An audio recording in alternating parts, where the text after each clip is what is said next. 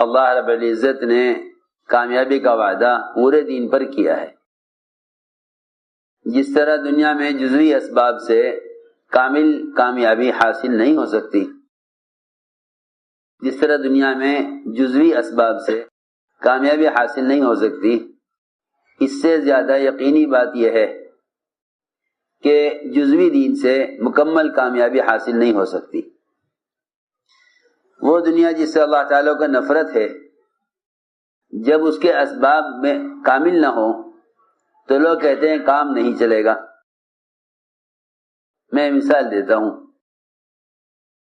سفر میں تھا، ایک صاحب خدمت کے لیے ساتھ، رہبری کے لیے، عصر کی نماز کا وقت آیا، کہنے لگے یہاں راستے میں میری فیکٹری ہے، وہاں عصر پڑھ لیں۔ بہت بڑی فیکٹری، بہت بڑی فیکٹری۔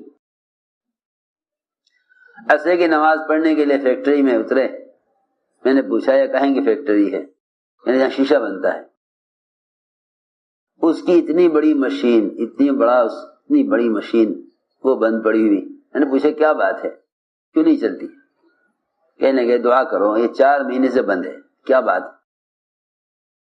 انہوں نے ایک بہت چھوٹا پرزہ 2 انگلیوں کے درمیان پکڑ کے دکھلایا کہ یہ ایک چھوٹا سا پرزہ ہے، جرمنی سے آنا ہے، اس کے پرزہ کے لیے کہ لگے بغیر یہ مشین نہیں چل سکتی۔ میں سوچ میں پڑ گیا کہ اتنی بڑی مشین ایک پرزے کی وجہ سے بند پڑی ہے 4 مہینے سے۔ یہ دنیا کی ایک معمولی چیز ہے، ایک چیز بنانے کا سبب ہے۔ جب یہ معطل ہے پورا، تو اگر ہم اللہ کے دین میں کامل دین پر نہ چلیں تو پھر بتاؤ دنیا کا کارخانہ یہ ہمارے موافق کیسے چل سکتا ہے؟ لوگ چند اعمال پر، چند حکموں پر عمل کر لیتے ہیں، یوں سمجھتے ہیں کہ ہم بھی دین پر چل رہے ہیں۔ جب دین پر چل رہے ہیں تو کامیابی کیوں نہیں حاصل ہوتی؟ اس سمجھ میں آیا کہ اگر دنیا کی معمولی مشینوں میں ایک پرزے کی کمی سے، ایک چھوٹے پرزے کی کمی سے یہ پورا کارخانہ بند پڑا ہے، پوری مشین بند پڑی ہے، مال نہیں بن رہا ہے، تو اگر نماز کے ایک جز میں خرابی آئی تو پوری نماز سے پر جو وعدہ ہے وہ وعدے کیسے پورے ہوں گے؟ اگر معاملات میں ایک حکم ٹوٹا تو سارے دین سے کامیابی کیسے حاصل ہوگی؟ اگر معاشرے میں ایک حکم ٹوٹا تو بس سارے دین کی کامیابی کیسے حاصل ہوگی؟ تو میں نے عرض کیا کہ دین جزء لا یتجزا ہے۔ دین ایسا نہیں ہے کہ آپ اتنے دین پر چلیں تو آپ کو اتنی فیصد کامیابی حاصل ہو جائے گی، جبکہ دنیا کا دستور یہ ہے کہ جب تک آپ پوری اسباب اور تمام اجزاء کسی چیز کے مرتب نہ کریں اور مکمل نہ کریں، اس وقت تک اس چیز سے فائدہ حاصل نہیں ہوتا۔ تو جو دین اللہ کا ضابطہ ہے، جو دین اللہ تعالیٰ کا ضابطہ ہے، وہ اس کے احکام کے پورا کیے بغیر کیسے کامیابی حاصل ہو سکتی ہے؟ اس لیے میں نے عرض کیا کہ اللہ رب العزت نے وعدہ پورے دین پر کیا ہے کامیابی کا۔ فرمایا قد افلح المؤمنون، ایمان والے ہی کامیاب ہیں، ایمان والے ہی کامیاب ہیں، ایمان والے ہی کامیاب ہیں۔ سوال اس بات کا ہے کہ آیا مسلمانوں کو ایمان والا کہا جاوے یا اطاعت کرنے والوں کو ایمان والا کہا جاوے؟ اس لیے کہ جزوی دین پر تو حالات اور ماحول کے اعتبار سے منافقین بھی چلا کرتے تھے۔ جزوی دین پر حالات اور ماحول کے اعتبار سے منافقین بھی چلتے تھے۔ منافقین ہمیشہ جزوی دین پر چلتے تھے۔ منافقین ہمیشہ، یہ سب سے پہلا ظلم ہے کہ مسلمان اپنی ذات کا استعمال اللہ کے احکام کے خلاف کرے، کیونکہ ظلم کہتے ہیں وضع الشیء فی غیر محلی، وضع الشیء فی غیر محلی، ظلم کہتے ہیں وضع الشیء فی غیر محلی، کسی چیز کو اس کے علاوہ میں استعمال کرنا، یہ ظلم کی تعریف ہے، یہ ظلم کی تعریف ہے. انسان کی تخلیق کی بنیاد اللہ کی عبادت ہے. انسان کی تخلیق کی بنیاد اللہ کی عبادت ہے. اللہ کی عبادت انسان کی تخلیق کی بنیاد ہے. اللہ کی عبادت انسان کی تخلیق کی بنیاد ہے. اور عبادت نماز کا نام نہیں ہے. عبادت صرف نماز کا نام نہیں ہے، بلکہ عبادت کمال اطاعت کو کہتے ہیں. عبادت کمال اطاعت کو عبادت کہتے ہیں. عبادت صرف نماز پڑھنے کا نام نہیں ہے، بلکہ عبادت کمال اطاعت کو کہتے ہیں. امام غزالی رحمۃ اللہ علیہ نے عبادت کی تعریف میں 10 چیزیں گنوائی ہیں. امام غزالی رحمۃ اللہ علیہ نے عبادت کی تعریف میں 10 چیزیں گنوائی ہیں. اگر ان میں سے ایک چیز بھی کم ہو گئی تو دین اس طرح ناقص ہوگا جیسے نماز پڑھنے والا ایک سجدہ چھوڑ دے یا ایک رکوع چھوڑ دے، ایک رکوع ایک سجدہ چھوڑ دے. جس طرح اس کی ناقص نماز، اس طرح اس کی نماز ناقص نماز ہوگی، اس طرح ان 10 چیزوں میں سے ایک لائن کا حکم چھوڑ دینا دین کو اس طرح ناقص کر دے گا. امام غزالی رحمۃ اللہ علیہ نے 10 چیزیں گنوائی: نماز اور روزہ، حج اور زکوٰۃ، ذکر اور تلاوت، دعوت اللہ کی محنت اور تجارت، پڑوسیوں کے حقوق اور سنتوں کا اہتمام. یہ 10 چیزیں امام غزالی نے کیا فرمائی ہیں؟ عبادت.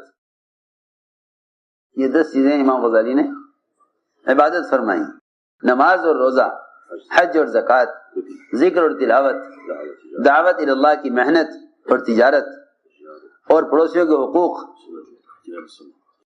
پڑوسیوں کے حقوق، اور ہر ضرورت، ہر کام، ہر حاجت میں اتباع سنت. کیونکہ اگر ضروریات میں اتباع سنت نہیں تو پھر معاشرہ غیروں کا ہے، تو معاشرہ غیروں کا ہے. اس زمانے میں مسلمان کو اس بات سے اطمینان ہے کہ میں فرائض پر عمل کر رہا ہوں، باقی معاملات، اخلاق و معاشرے میں یہ آزاد ہے. باقی معاملات، اخلاق، معاشرے میں یہ آزاد ہے. حضرت فرماتے تھے یہودیت اس کا نام نہیں کہ یہ نعوذ باللہ عقائد کے اعتبار سے ہی یہودیت کو یہودیت سمجھے، بلکہ فرماتے تھے کہ حضور اکرم صلی اللہ علیہ وسلم نے اپنے صحابہ کو ہر ضرورت میں اتباع سنت پر ایسا تیار کیا تھا کہ وہ غیروں کے طریقوں پر کوئی بھی عمل کرنے کو یہودیت، نصرانیت سمجھتے تھے. وہ زمانے میں یہودی ہونے کو یہودیت نہیں کہا جاتا تھا. میری بات بہت توجہ چاہے گی. اس زمانے میں یہودی ہونے کو یہودیت نہیں کہا جاتا تھا. اس زمانے میں دین کے کسی بھی شعبے میں یا کسی بھی ضرورت کو یہود کے طریقے پر کرنے میں، یہود کے طریقے پر کرنے کو یہودیت کہا جاتا تھا. ہم نے سارے شعبوں کو غیروں کے طریقوں پر ڈال کر صرف نماز پڑھنے کو عبادت سمجھا ہوا ہے. صرف نماز پڑھنے کو عبادت سمجھا ہوا ہے. شادیوں میں، کمانے خرچ کرنے میں، شکل اور لباس میں، ضروریات زندگی میں، اس سب میں آزاد اور غیروں کے طریقوں پر چلنا چاہتے ہیں. حالانکہ عجیب بات ہے اور توجہ سننے کی ہے. عدی ابن حاتم یہ نصرانی تھے، پھر اسلام میں آئے. یہ نصرانی تھے، پھر مسلمان ہوئے. جب مسلمان ہو گئے تو انہوں نے حضور اکرم صلی اللہ علیہ وسلم سے آگے عرض کیا کہ یہ بات سمجھ میں نہیں آتی کہ اللہ تعالی نے قرآن میں ہم یہود اور نصارہ کو الزام یہ دیا ہے کہ ہم نے اللہ تعالیٰ کے غیر کو اپنا رب بنایا ہوا تھا. یہ بس توجہ سننا بات. عدی بن حاتم نے حضور اکرم صلی اللہ علیہ وسلم سے یہ عرض کیا کہ یہ بات سمجھ میں نہیں آتی کہ اللہ نے ہمیں قرآن میں الزام دیا ہے کہ ہم نے اللہ کے غیر کو اپنا رب بنایا ہوا تھا، حالانکہ ہم نے کبھی بھی اللہ کے غیر کو اپنا رب نہیں مانا، ہم اللہ ہی کو رب مانتے تھے. تو آخر اللہ تعالی نے قرآن میں الزام کیوں دیا